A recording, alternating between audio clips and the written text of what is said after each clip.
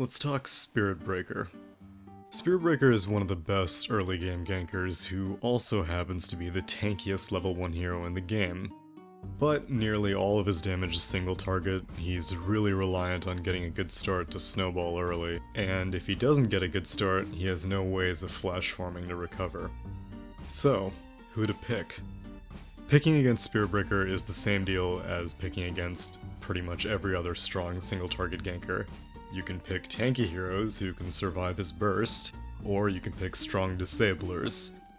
The latter is usually more helpful because one of the best ways to deal with Spirit Breaker is to interrupt his spells. Unlike when fighting most other heroes, you actually don't want to perfectly chain stun Spirit Breaker, but instead let him try to get a spell out.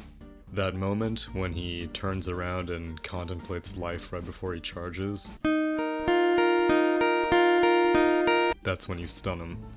Just don't stand too close. He stuns everything in a 300 AoE whenever he charges. And if you see him praising the sun when he's casting his ult, you can also stun him. What do you think is gonna happen if you don't chain what the hell?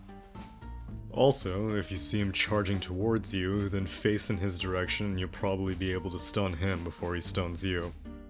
This also means that items like Yule's is good, Scythe of Vice is good, Force F actually cancels charge, so it's good too.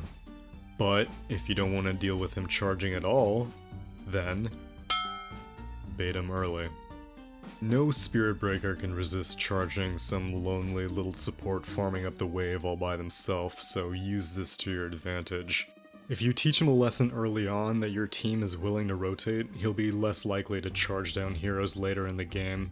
Of course, to pull this off, you'll probably need wards all over the map, but you've already got that covered, right? And now you know how to deal with Spirit Breaker.